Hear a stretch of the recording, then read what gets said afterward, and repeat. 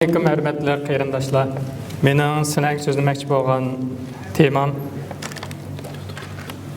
elektronlik mikroskop bilan 3D'lik qayta asliga keltirish yo'lidan foydalanib TRPC5 kalsiy ionninki o'sha ion kanalining qurilmasini bayqash.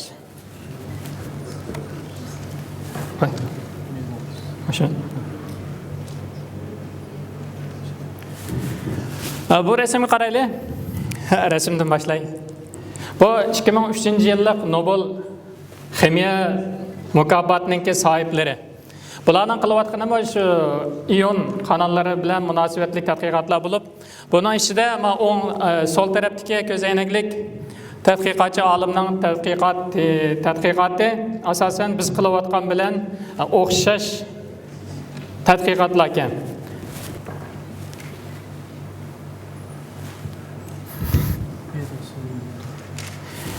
Endi bu yerda tushuntirib o'tishga tegishli bir qancha masalalar bor. Masalan, o'xshamagan kasb bo'lganligimiz uchun men sizlarga ion kanalining nima ekanligini ozroq tanishtirib o'tay. Endi ion kanali deganimiz masalan, shu hujayraninki, odam badani bo'lsin, mayli jarrohlarninki qurilmasiningki eng asosiy tuvan birligi hujayra bu. Shu hujayrada hamda hujayraning ichi va sirti o'rtasida har qaysi moddalarning alınışı uchun ko'riklik yoki o'tkazgichlik yoki bunda kanallik, tonillik rolini o'taydigan bir xil aqsillar bo'ldi. Bu xil aqsillarni biz ion kanali deb ataymiz. Endi shu mening bu qatimda tadqiqot temam shu bir turlik ion kanali, ya'ni kalsiy ionning hujayra ichiga va sirtiga o'tkazilishida munosabatli bo'lgan bir ion kanalininki shaklini bayqashdan iborat. Endi bu aqsilni qanday qilib uning shaklini topamiz deganda buning bir strategiya kerak bo'ldi. Bu strategiyani sizlarga ancha-muncha tushuntirib o'tay. Bayatdan degandek bu aqsil mayli qaysi xil ion kanallari bo'lsin, bular endi hujayrada ko'p hollarda hujayra pardasida bo'ldi. Bu hujayra pardasiga aqsilning rasmini qanday tatimiz? Buni tatish uchun mayli qanday bir aqsil bo'lsin, uni cho'qim bir ayirib olishimiz kerak. Ayirib olgandan keyin uni ayirib olish bir masala. Va bu aqsillar hamda bir qadar ayirib olish intayin qiyin bo'lgan aqsillar. Ikkinchisi ayirib olgandan keyin uni rasmga tortish masalasi bor. Demak, bu bir necha qadamni talab qiladigan bir xil tadqiqot mazmunida. Hamda bu yerdagi nishonliq aqsilimiz TRPC5 ion kanali bo'lib, biz bu aqsilni ayirishda oldi bilan uningga bir belgi qo'yib oldik. Ya'ni bu yerdagi qizil tugilak to'g'an bir flag yoki bir bayroqni uningga qo'shib kirgizib o'tdik. Nayta qisqa bo'lgan, kichik bo'lgan bir amino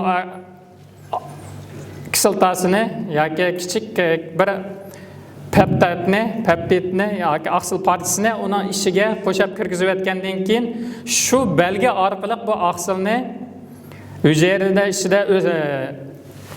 ichida o'stirgandan keyin yoki ko'paytgandan keyin uni biz shu ondan ayirishga muyassar bo'ldik. Buni oldi bilan ifodalash kerak. İfadalab bo'lgandan keyin uni ayirib olish kerak. Ayirib bo'lgandan keyin uni elektronlik mikroskop bilan rasmga tassak, ondan keyin oxirida buning shaklini asliga keltirishimiz yoki uni bayqab chiqarishimiz mumkin degan gap. Bu yerda degandek, hamda oldi bilan buni ifodalash, hujayraning ichida ifodalash, undan keyin uni ayirish. Eng muhimi uni ifodalashda biz buningga bir bayroqni yoki bir belgini flag degan bir kichik peptidni qo'shib o'tgan bo'lganligimiz uchun biz uni ifodalab, hujayrada ifodalab bo'lgandan keyin ikkinchi qadamda hujayrani yig'ib olib, uchinchi qadamda bo'lsa shu hujayrani yig'ib olgandan keyin uni ayirishimiz kerak. Bu ayirishda bu osonlikcha tushmaydi, chunki bu aqsillar yakka holatda mavjud emas. U boshqa aqsillar bilan birikma holatda mavjud. Da bo'lgandan keyin biz buni Onunsiga birikma holatda bo'lganligi uchun bu asosan suvda erimaydi. Suvda erimaydigan bu xil oqsilni suvda erishchanligiga ega qilishimiz kerak. Suvda erishchanligiga egish uchun bu yerda yana bir alohida ximiyalik moddalarni ishlatishimiz kerak. Ya'ni detergent deydigan bu eritgichni ishlatib uni aldı bilan erishchanligiga ega qilishimiz kerak. Bu erishchanligiga ega bo'ldi degan gap bu oqsillar hamda bu hujayraning biz yig'ib olgan hujayraning ichida erishchanligiga bo'lgan ekan buni ayirishga imkoniyat yaratildi. Ayrışçılıqqa imkoniyat yaratilgandan keyin biz hamda ash kirgizib o'tgan, boshda qo'shib o'tgan flag yoki bayroq bir belgisiga asosan biz uni immunitlik usuli bo'yicha uni antibody va antigen degan yana immunitlik texnika bo'yicha biz uni toniydigan antigen bilan birlashtiramiz. Birlashtirib bo'lgandan keyin onu yana o'sha antigen bilan berikkandan keyin buni bir bog'langandan keyin buni af qilib turib qolgan tarkibni, qolgan hujayraning tarkiblarini juyib yoki onu da tashlab o'tamizda. Bu chog'da bizda qolib qolgani shu nishonliq oqsilimiz, bizga lozim bo'lgan oqsil va uning bilan o'xshab ketadigan oqsillar qoladi. Qolgan tarkibi chiqadi. Chiqayotgandan keyin biz bu yerda hamda bu antigenmi ham biz ifodalagan oqsilmi qolib qoladi. Bu qolib qolgan oqsil va antigenni yana bir qadam ilgarilagan holda antigenni ayirib chiqarib olsak, biz ifodalab olgan oqsil qoldi. Bu oqsil qolgan bilan bu chog'da bir qadam bilan biz sabligi yuqori bo'lgan, biz talab qiladigan oqsilga erishamaymiz.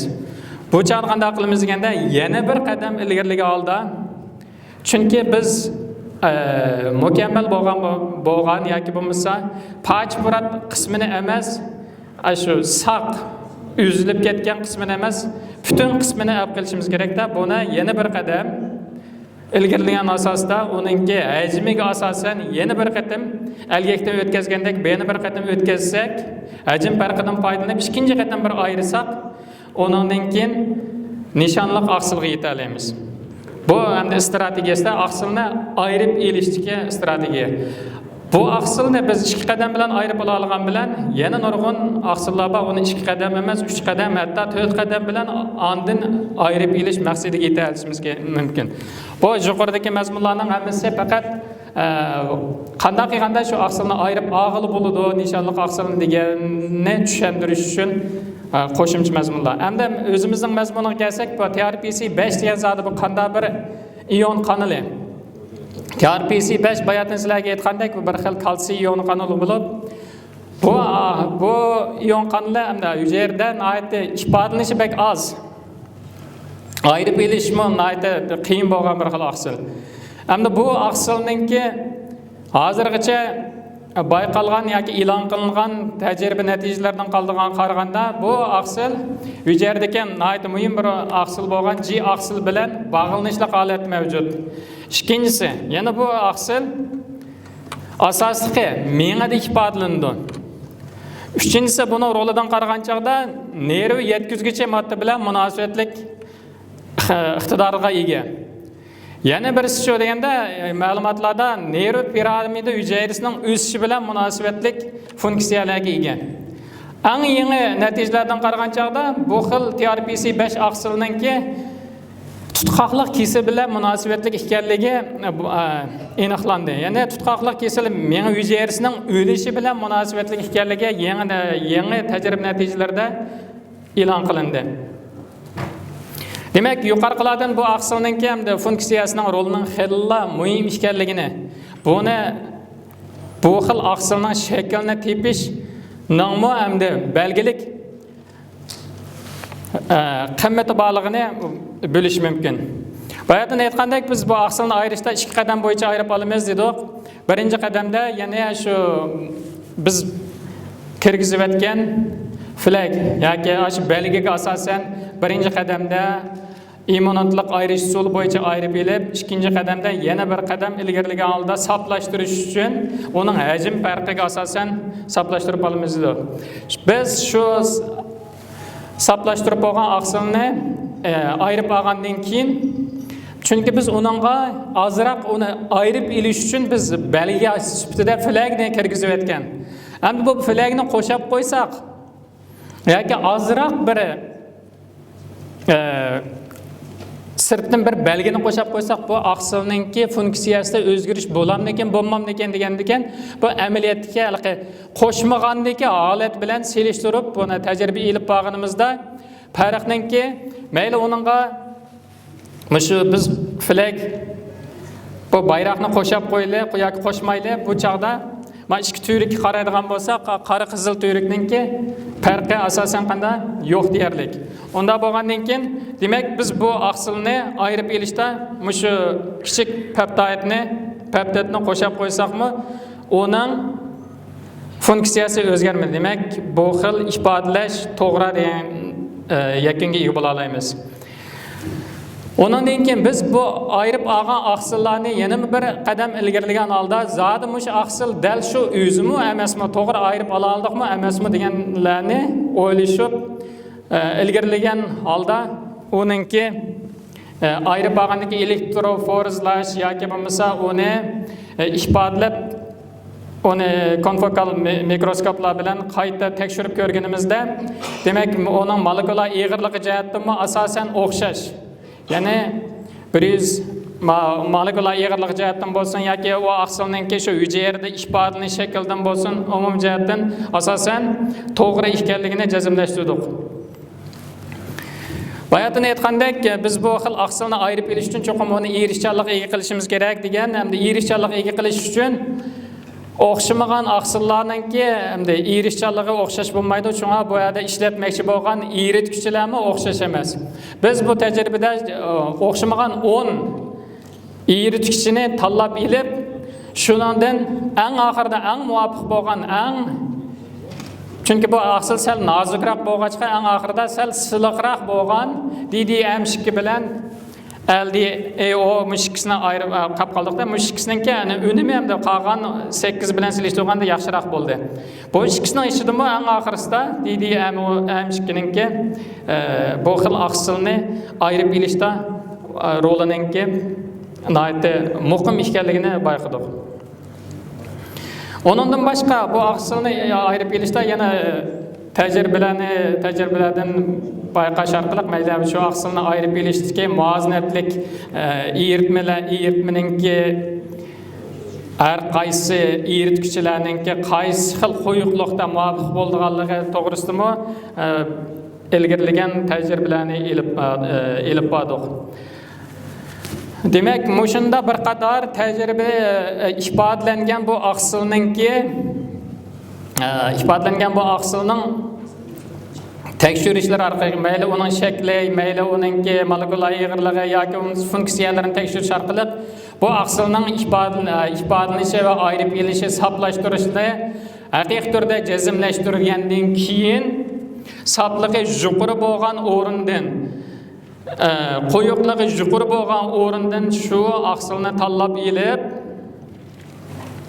ondan keyin yana ilgirlagan holda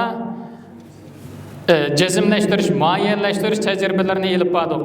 Chunki biz ayirib olgan chaqda u 2-tancha altida ayirib oldi. Uni yana asli altida, hujayada sog'lom altida qanday holatda mavjud deganda ilgirlagan holda ximiyalik miqdorliq o'lchash tajribalari bo'ldi. Masalan, crossling deymiz yoki blow net page degandek bu xil texnikalardan foydalanib buni yana ilgirlagan holda bu o'zimizningki ayirib olgan aqsilningki zodi haqiqatan shumi emasmi, shu bo'lgandimi u funksiyasini haqiqiy saqlab qoldimi deganlar ustida yana bir qadam ilgirlik oldida tajribalarni elib berish orqali kuzatsak, bu asosan ayirib olganimizningki bu sharoitlarninki hammasininki asosan to'g'ri bo'lganligini, asosan biz faraz qilgandek chiqqanligi uchun andan ilgirlagan holda keyingi qadamlarga o'tdik. Bu aqsilni bayatini aytgandek, men uningki yakka holatda uning eg'irligi 112,5 kilodaltonda. Ammo bu hujayraning o'zida sog'lom holatda yoki normalniy holatda o'tsa, bu Tötlik tenchili holatda mavjud bo'lganligi uchun mayli Blue Native Page tajribasida bo'lsin yoki Mozakaros linkida bo'lsin, uninki ig'irligining 280 atrofida yoki 250 atrofida bir, chunki bu butunlay 100% to'g'ri o'lchagili bo'lmaydi, 20-30% farq bo'lgan uchun u to'g'ri doiraga ketadi bo'lg'achqa bu xil oqsilning normal holatda, sog'lom holatda, to'tlik tenchi holatda mavjud ekanligini jazmlashtirdik. Demak, yuqorqi tajribalardan biz uninki ayirib olgan oqsilimizning to'g'riligiga ishonch qilgandan keyin andin bu oqsilni karbon taxtasiga temitib, andin elektronlik mikroskop bilan uni suratga tortdik. Suratga tortganda yana uni ko'rgili bo'lmaydi. Bu chog'da qanday qilamiz deganda, bu uranga o'xshash ig'ir metallar bilan negativlik zaryadlash usuli bo'yicha bu oqsilga uranni qo'shib karbon taxtasining ustiga muqimlashtirgandan keyin ondan keyin biz elektronlik mikroskop bilan rasmdagidek shaklga erishimiz. Demak, bu rasmdagi shaklga qaraydigan bo'lsak, bu shakllardan shu oqsilninki elektronlik mikroskopdan tortgan rasmimiz. Bu aslidagi birinchi qo'l xam material rasm. Mushu buni qarab sizlar ularning shaklining nima ekanligini uqaldinglarmi? Uqilib bo'lmaydi, shundaymi? Endi bu shaklga qaraydigan bo'lsak, shakli har xil. Ammo uning cho'ng kishiligi jihatdan asosan qanday o'xshash ekanligini bayqaymiz. Ondan keyin biz yana bir qadam ilgarilagan holda biotinlash texnikasi va boshqa texnikalar orqali uning hujayr sirti, hujayrining pardasidagi o'rni va hujayr ichki qismidagi har qaysi balvoqlarninki yoki bo'lmasa o'rinlanish ahvolini yana bir qadam ilgarilagan holda kuzatamiz. Shu kuzatishlardan keyin biz dastlabki xam materialdagi ma'u rasmlardan, masalan 10 necha ming yoki 20 necha ming, 30 ming tortilgan suratlarni hamda shu kompyuter texnikasidan, ya'ni shu sonliq qimmatlardan, sonliq datalardan, sonliq ma'lumotlardan foydalanish usuli bo'yicha yana 3 xil yumtal usulining yordami bilan uning o'ttircha rasmiga ega bo'lamiz. Shu 3 xil yumtal usuldan foydalanib, buning asli keltirilgan o'ttircha rasmida buning asosan mana 2 deylik deymiz. Mana 2 deylik rasmi desak, biz yana bir ilgarilagan holda undaq bo'lsa, o'shaning 3 deylik astrolog rasmi qanday bo'ldi deb buni asli keltirsak, ma'xil holatdagi rasmiga ega bo'lamiz. Demak, ma'u dastlabki qadamda shu biz ayirib olgan nishonliq oqsilninki 3 deylik elektronlik rasmidan iborat. Endi yana bu usulimizning to'g'riligini jazmlashtirish uchun buni yana keyinga yandursak, yandirib yana shu yumtallarninki yoki kompyuter texnikasidan foydalanib keyinga yandursak, bu rasm yoki aslidagi shu ham tortilgan eng dastlabki rasmi, uning o'ttircha rasmi, 3 deylik analiz rasmi, shundaqla asliga qaytarilgan rasmining hammasining birdeklikka ekanligini bayqaymiz. Bu nima deganda, bizningki usulimizningki yoki bu xil qo'llangan texnikamizning to'g'riligini isbotlaydigan yana bir xil ko'z qarash degan gap. Yoki yandin shuni ko'z qarashimizning to'g'ri ekanligini isbotlaymiz degan. Demak, biz bu ega bo'lgan rasmdan hamda tahlil qilish orqali bu TRPC 5 ion kanalininki qo'ng'iroqqa o'xshaydigan bir oqsil ekanligini e'lon qildik yoki bayqadik degan gap. Bu qo'ng'iroqqa o'xshaydigan TRPC 5 kalsiy ion kanalininki rasmidan uning egizligining 230 angstrom, kengligining 130 angstrom kenglikdagi ega bo'lgan bir qo'ng'iroq shakllik aqsil ekanligini jazmlashtirdik. Ondan keyin biz bayatın so'zlab aytgandek, uning hujayraning sirtidagi, hujayraning pardasidagi va ichki qismidagi qurilmasiga asosan va uningki mRNA'ninki ega bo'lgan sonliq ma'lumotlarga asosan biz o hücredeki şekli qanday holatda turibdi, hücre perdasida qanday holatda mavjud degan bu xil qurilmalik modelini o'zimiz topologiya texnikasi bo'yicha yoki hücre perdasining topologiya texnikasi bo'yicha faraz qilsak, o hücre perdasida ma'xil shaklda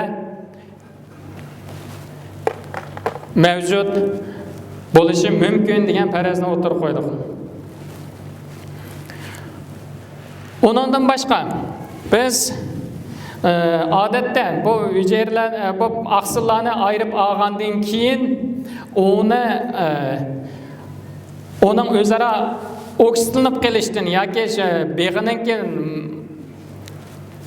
shu yaktanchilarninki monomerlarninki o'zaro birlashib yoki har qaysi bog'larninki aqsillarning oksidlanib qolishdan saqlanish uchun odatda uningga DTT deydigan kimyalik bir maddani yoki shu qo'shatdik. Bu qiziqarli yeri shu bo'ldiki, boshqa aqsillar bilan yoki boshqa ion kanallarininkini ayirib olgan chog'da DTTni qo'shsak, nihoyatda muhim holatda bo'lib, unda o'zgarish hosil qilmaydi yoki bo'lmasa u normalniy altini yoki sog'lom altida turaveradi. Ammo buni qo'shgan chog'da cho desa, u Tötlik tençi altıdan resim sol tarafdagi resim qaraydigan bo'lsak, o'ng tarafdagi resimni elektronlik mikroskop resmidan farqlantirishga bo'ldiki, ma'nanki diametri, ma'yadagi ifodalangan zarrachalarning tortilgan resimlarning diametridan nihoyat cho'ng. Hamda buni oksidlashning oldini olish uchun qo'shgan bu DTTni qo'shib qo'ysak, bu qanday bo'lib qoldi desa, yana ikki tane tenchlik holatga, yana polimerlikdan monomerlik holatga o'tib ketdi. Bu yan tarafdan bu xil aqsilning nimaligini, nihoyat nozik ekanligini, kichikgina bir sharoitning o'zgarishini ona yana ikki tenchlik holatga keltirib qo'yganligini tushuntirdi. Shundaqla bu aqsilning boshqa ion aqsillar bilan yana o'zining xosligini, o'zgachiligini tushuntirib beradi.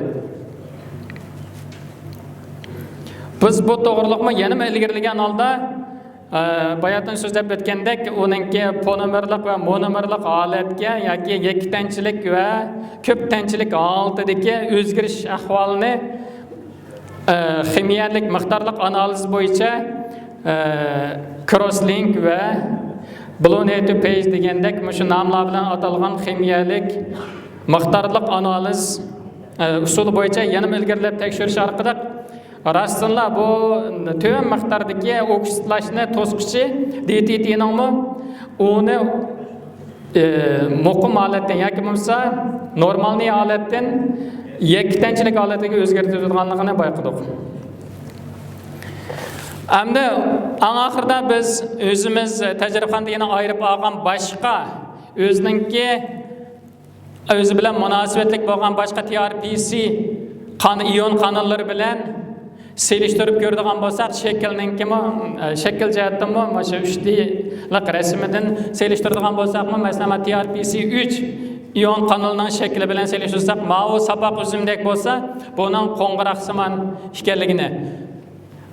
Gerçi bu ikilisi TRPC bo'lsa-mu, ma 3 bilan 5 ninki